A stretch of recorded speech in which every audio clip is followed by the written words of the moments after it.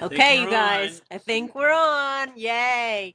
Gonna take a moment and let everybody have time to connect. We have a very special guest with us today, so I don't want to rush anything. I want you all to hear about our special guest and this very, very special The Shabbos Show. So hang on one second.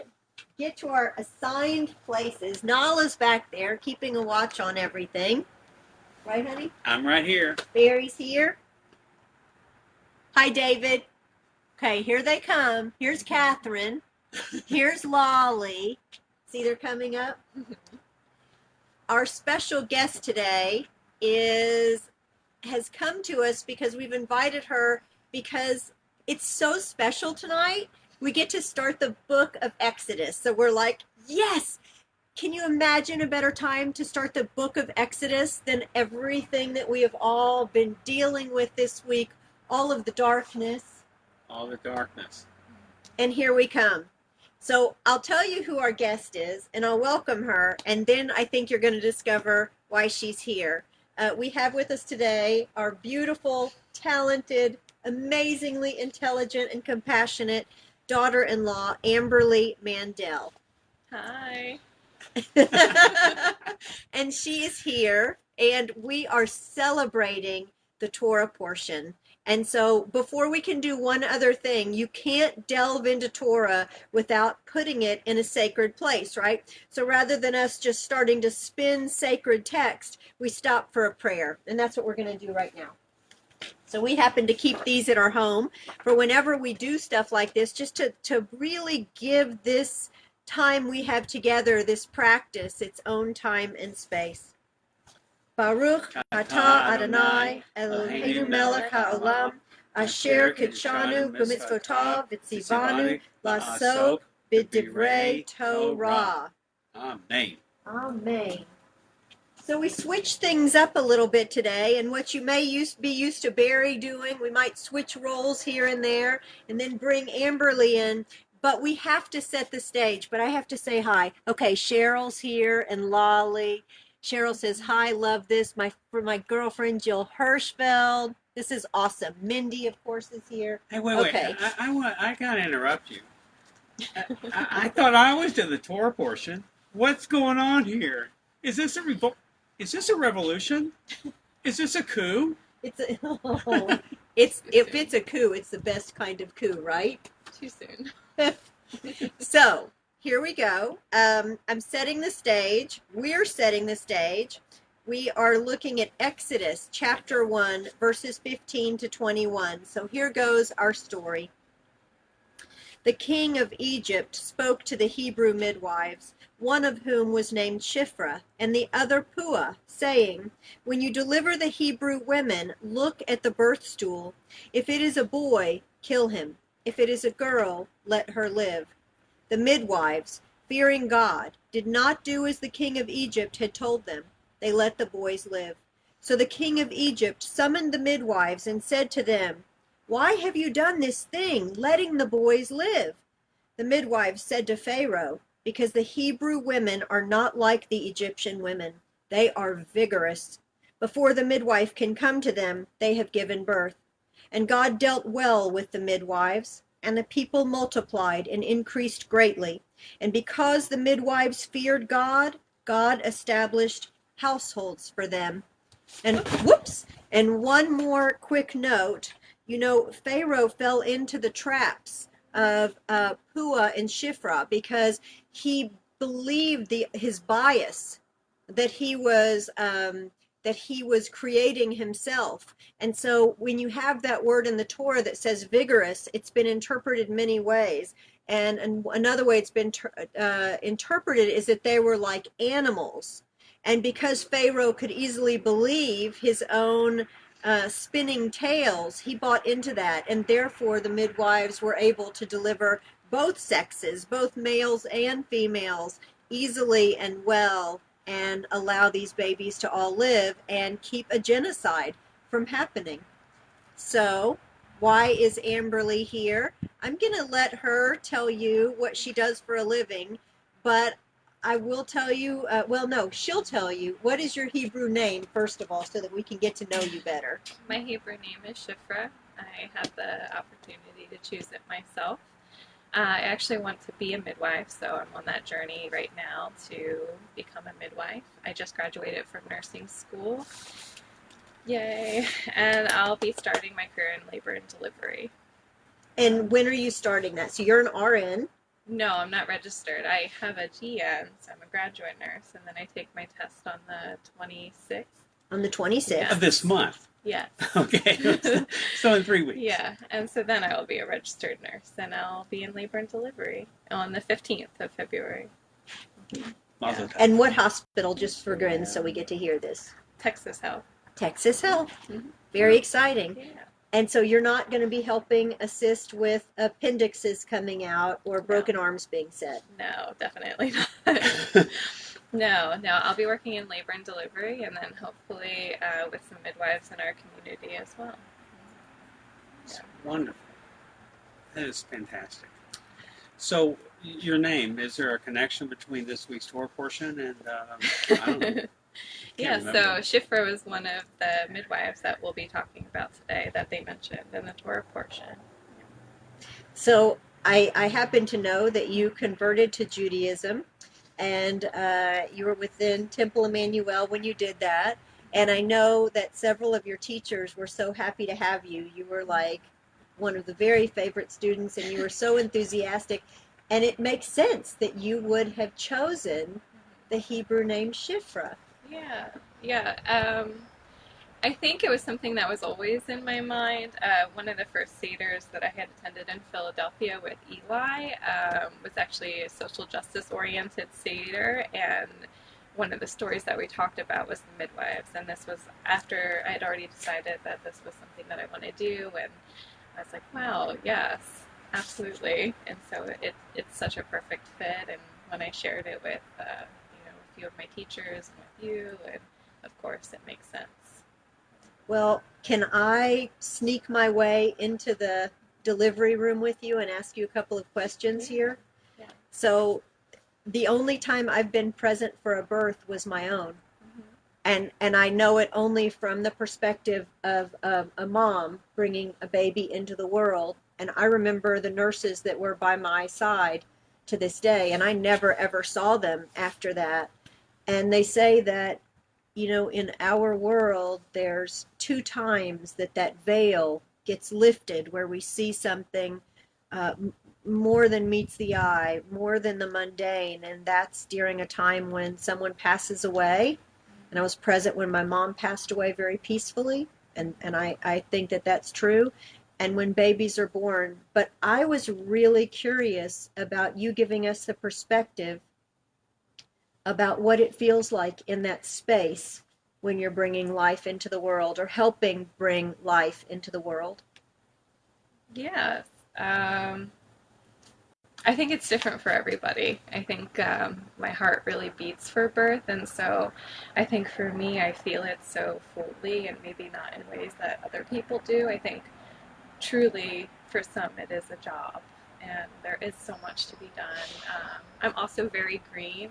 I've only had my capstone in labor and delivery, so while I've seen quite a few births, it's not so many. But what I believe so strongly is that women and people who deliver babies deliver their own babies, and I think for me it's about holding space and recognizing their power, their autonomy, and their ability to bring their child earthside. It's beautiful. Really. Really beautiful just to think about holding space. So another question I have for you. Sometimes it's Yom Kippur, and I'm just envisioning myself, at Temple Emmanuel and the sanctuary and, everything that goes on, and you almost walk out and you very often feel like a different person, and then you're like, oh, honey, where's our car? Bing, bing. And you're back in the mundane. Mm-hmm. How do you go from watching a baby being born and helping and bringing that baby earthside, as you would say, to getting in your car and navigating your parking spaces. Is that weird? I don't know, because I think that that's kind of like my personality. I think anyone who knows me, when we're having conversation, it's like quiet, sitting, watching, and listening. And then when anything that comes to birth, I that's where I am, and I light up. And so I think it's kind of the same for me. I think it's going to a place that I love so much, and I'm always learning more and more to going back to regular life. And so I think that that's something that's a transition that's very normal for me when it comes to birth. And that's something I felt and saw very quickly when I do birth work, when I work with families, when I was in my capstone. I think, I mean, you know how I am. I'm just a very quiet, usually shy person, but when it comes to talking about birth and social justice, I think that that's where, like, all of a sudden I've become a completely different person. You're just a Yeah. light. Yeah, yeah, yeah. How about your Judaism? Where does Judaism come for you, or where do you find it present, or is it present, or what does it have to do with those moments, if anything at all? I'm just kind of exploring as someone who's really curious about what you do. Yeah. I think I think you know me so much different than other people. Like I am a deeply spiritual person, but for not for everybody does God or spirituality have a place in the birth room or in labor or even bringing a child. Like it's that person's space. So for me personally, yes. I mean, you know, we were doing the Torah yoga in a lawn sanctuary, and I mean, we hadn't even taken a test yet, and I just knew that I was pregnant. So I think my whole birth experience, my whole experience being pregnant, absolutely, there's something divine in there. But I think for me, as a practitioner and aspiring midwife, that's not something I always bring. I think regardless of faith, if faith has a space in the birth space for that person who is birthing, then absolutely, it doesn't matter if it's shared or not. You can be there and hold that space and pray and do whatever it is that's needed. But I think I just try to be that support person and to protect the space as much as possible to give it what that person needs. Yeah. It's great. Wow. Yeah. Taking And that it can only all be in. defined by them. Yeah, it's not something I choose. Yeah. So you don't tread on what it is they No. need. No, because everyone needs something different. Yeah. You may be green, but I think you understand the basic parts of what you were doing because you were there for them, and you get that. That's wonderful. Yeah, I mean, I think like when I was thinking about this, I think one of the connections that I make between nursing and Judaism is that I mean, even with like learning and wanting to become a midwife, is that you always are learning. And I think that when you think you're done, that's where you need to do some deeper digging. Right. Yeah. Well, I know from being in my priestess program and really exploring roles of women. Where are they? Where are the voices?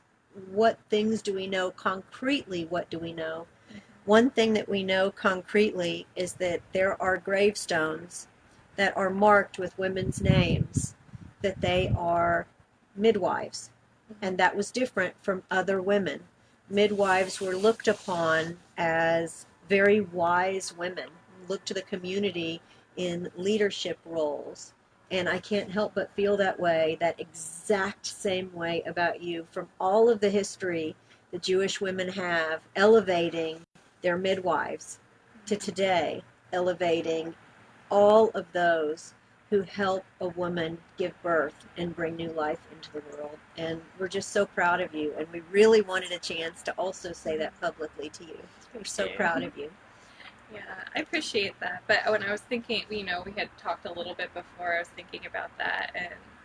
And reading that portion that you shared, and I was like, but that's exactly what I see in the people who birth, in the families that I serve, is their own power, their own leadership, and um, so I think I respect that, and I thank you, but I also see that so deeply in them, yeah, and that's what makes me want to do what I want to do. So lovely. Absolutely lovely. What can the community do to support our healthcare workers, the people in those birthing rooms and places? What can we do to support you? Um, that's a loaded question. um, yeah, COVID vaccine plug. Take care of yourself, wear your Sure. mask so that our birthing people can have the support that they need and deserve, especially if you're choosing to birth in a hospital. It's been really disappointing to see certain. There are different hospital policies where people have to labor in masks. There are different hospital policies where a doula can't be present, and evidence-based practice shows over and over again like people need doulas. Yes. Yeah, like the outcomes are drastically changed when we have doula support and continuous labor support. So yeah, doing everything that we possibly can, our healthcare officials are telling you so that people can continue to get support. It makes our jobs easier. It makes, everyone's loved ones feels more supported. I have a question. Midwifery, has it become more popular in recent years? So I would say that the history of midwifery is super it's not super complicated. It's just, you know, in America, definitely. You've seen there's this history of granny midwives, of African American women who have traditionally supported women of all colors in our nation, and then with obstetrics coming in, there was a lot of a fade out and distrust in midwifery, and so I think like you are seeing that resurgence with women and nurses going into midwifery. So I would say that there is like a growing and significant amount of research that shows people who don't have a lot of health complications. It's very safe for them to have midwifery care either in a hospital or out. Yeah. That's great. We're so happy you came and we might have you. more questions along the way. Yeah. So just a little break in the action. What's going on? what's the baby deal going on? Debbie? Well, I'm going to let you, we have 2 show and tells for you today. Well, 3 if you count Amberly. She's a person show and tell. But beyond the person show and tell, with this book of Exodus comes significant stories to our people. And what's more significant than this one? Take it away, Barry. So this week's Torah portion is Shemot. And it's kind of cool because we mentioned this last week. So just to give you an idea, if we are in a real, in a synagogue or a temple. Hold on, he's off to the side. Here he comes. You would see a huge break right here. I'm not touching it. Of course, I shouldn't be touching this much, but it starts off with these are the sons of Israel Jacob, who came to Egypt with Jacob, along with all of their families. And this is basically how the Torah portion starts, Shemot. And how many was that? It's about 70. Right. And Shemot, now it's called Exodus too, because Exodus, if you ever read the book Exodus, it would have been silly if it started with the Shemot. So I'm glad the word Exodus on the Torah, on the book of Exodus. So, Debbie, what is this? Well, did you tell what happened with Moses over there? Who it is? Oh, it is Moses. But before we get to the story of Moses, we also say these are the sons of Israel. And really, if you remember, Israel and Jacob are used both ways because it's Israel and Jacob. But these are the names. So these are the 12 tribes. Now, Go up a little closer. Let's Can see you if the see device this? can. Maybe. Now, what is Isn't it this? something? This would be a breastplate. So this would be what a high priest would wear, or now would be on a large Torah. But this is like a little bit over 120 years old. So this is from the 19th century, and it has all the different names of the 12 tribes of Israel, and like Reuben and Jacob and Issachar and Judah, and of course Benjamin's on there, and it's really cool, and all the different stones that come with it. And Show the back how it's pressed in leather. It's brass, you all. Brass. It's not silver. It's in leather. It's hard to see. Isn't it lovely? And it has really chains. So this is it. It's really neat. I know. Soon to hang in the sanctuary yoga studio. So it starts off with that, then it goes into your Torah portion, which you just mentioned a little bit of, but you have more to say about your Torah portion. Well, you were going to talk about, I know you were going to talk about Jacob and them coming forward, and I think you had a little something more. Well, okay, so the whole point of Torah portion is basically 3 Torah portions in one. It starts off with they forgot who Joseph was in Egypt, and they became a new Pharaoh. And the Pharaoh then did what Debbie and Amberly mentioned a second ago about the midwives saved a lot of the Hebrews. But then the Pharaoh came up with a better idea. How can we exterminate these Hebrews? They're growing in popularity and too much population.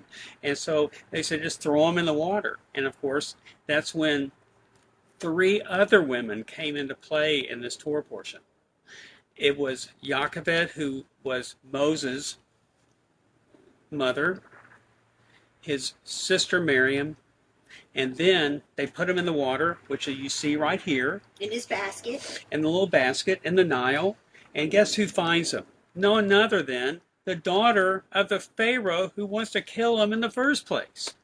And so then, of course, it quickly goes, he's an adult, and then he goes off, and you learn the story of Moses.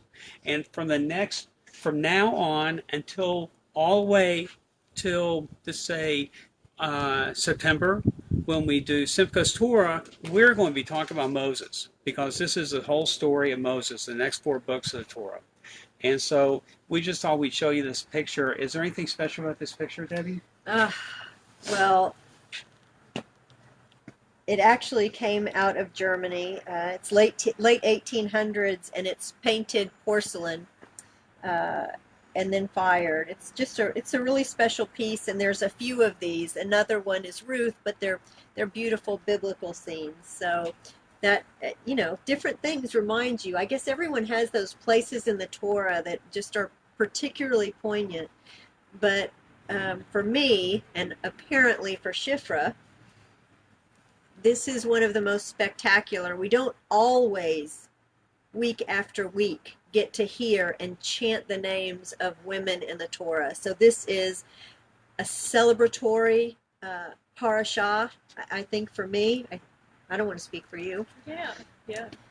Very exciting, an opportunity to look at contributions of women, wisdom of women, the kinds of roles we play in our community, compassion.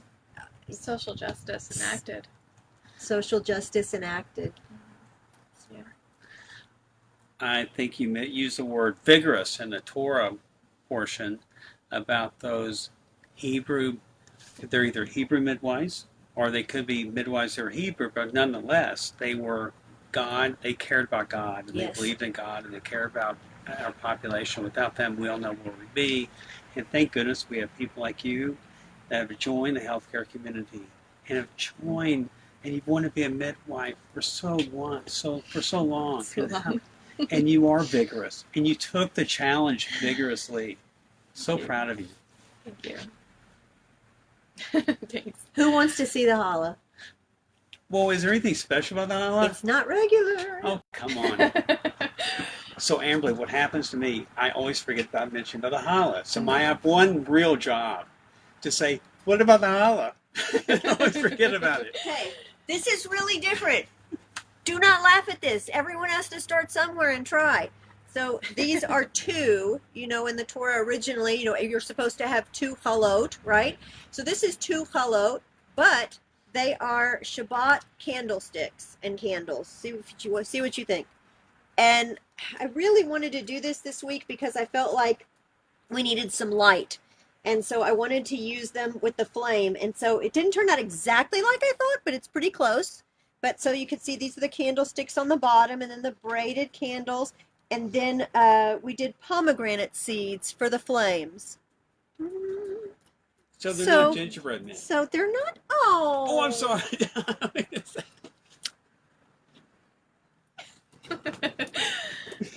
But they're pomegranate seeds, and what do you They're have at the bottom? pomegranate seeds for the flame. Nala's coming. You know why? Because every Shabbat we are online with our service, and we go over to the counter and we do the kiddush and the motzi with our online community. And Nala sits perfect, and I wish you could see her. She's right here because she knows when it's time, and she gets a piece of challah too. No, they are not gingerbread men. Look, they're candlesticks. They're beautiful. Okay. Thank you, Debbie. Can't wait to have some. Neither can Nala. Right, Nala? She's going to get the pomegranate seeds. Here we go. Thank you all so much for tuning in. On January, I want to say it's the 21st, a Friday. Sharon Ray is going to join us.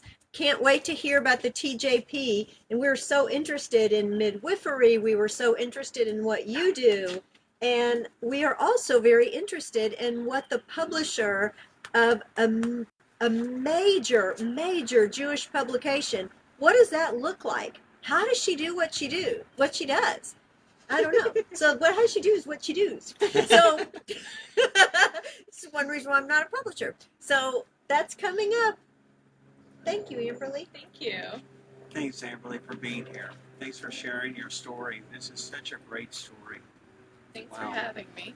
And let's see, hi to Mindy. I know I saw Deb Willens wish us Shabbat Shalom. And I saw, I think, Tammy Cohen and a few others. Shabbat Shalom. Shabbat Shalom. Shabbat everyone. Shalom. Shabbat Shalom. Shabbat Shalom. Hope we get to see you all next week. One last thing for our friends who are dealing with COVID, and there are quite a few of them. I just got a text right before this. Please keep up those healing prayers for everyone that needs them. Bye, everyone. See you next week.